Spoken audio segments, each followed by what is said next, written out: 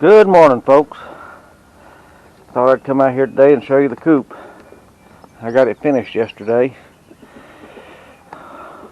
What I done here was, we got a small outside run for this new coop.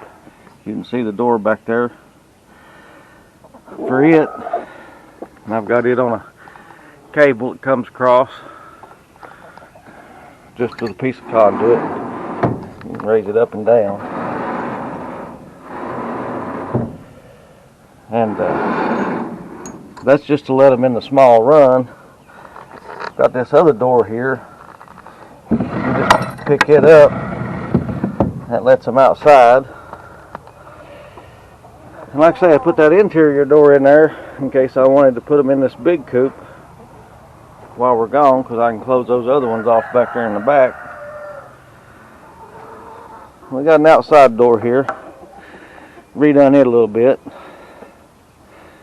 But coop's done now, other than whatever we stain it with. Probably going to swap off. We was using some stuff we had here to stain with on the underside of it for waterproofing and things. But anyhow, I'm going to show you. I had a question about the door. Now when I put the door in, I put it in, all these boards are the same. I nailed all of them up, every one of them, out through here. And I knew where the door was going to be before I put the boards on the front of the building. So what I did was, if you watch the other videos, and you come inside here, you'll see this board here. I call it a middle nail board. That's what I call it. There's one at the bottom, one in the middle, one at the top. It's this board right here. But where the door is at, I didn't put this middle board in. If you notice, it stopped. And on this side, I added a board here for support. And there's the lonely chicken this morning. She's checking out the new digs. It won't be long, it'll be her home. Like probably tonight. Probably get moved in. She'll wake up to a new home.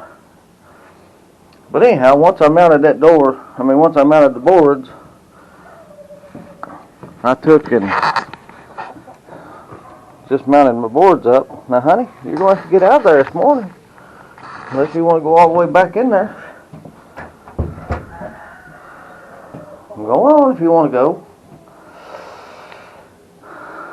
But you'll be stuck in there for a few minutes. Yeah. She'll figure out she's stuck now. But anyhow, once I mounted my boards out through here, I came to the inside, and I mounted the bottom board just right above the floor. Right here. And I mounted a top board just right below the top nail brace, as you can see. Then I mounted what I call the Z board. It's a Z brace for a door. And you want to mount it this way because what you're trying to do is support the bottom from ever falling down. You mount it from the back to the front corner. That's what I do anyway. Like I say, it makes a good strong door. It helps hold it up. Then I went to the outside, this side, and I mounted my hinges. And those hinges go all the way through those inside boards. The brace board at the top and the bottom. Now the door's not cut out yet when I'm doing that.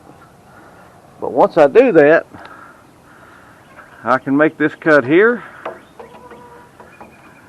right across the top of that top brace board on that door, and I can make the cut at the bottom. And once I make once I make this cut and the top cut, the board's naturally broken open here. It makes a door. By doing it that way, number one, you know the door's going to fit. And number two, all your boards line up because you've already mounted them. They're already there. And no, my cuts ain't real straight. I mean, they don't have to be perfect. I made them with a chainsaw. But you can get as perfect as you want with it. Like say for a storage building or a chicken coop, works good. But anyhow, it's a little more explanation on the door.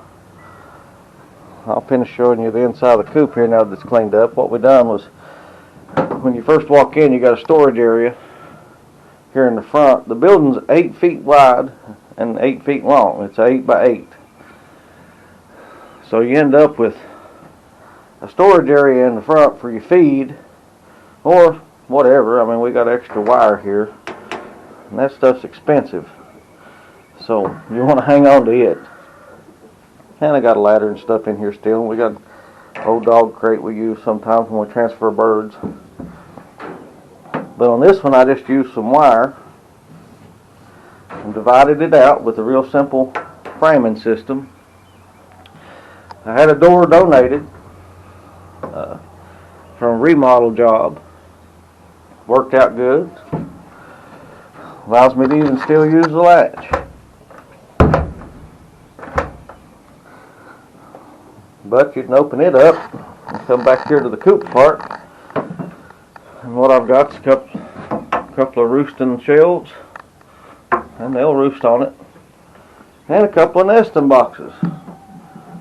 Now we like to use these copy nesting boxes, just old milk crates we've had. And you cut the front out of them, and that way you can take them out and clean them out. That works real good.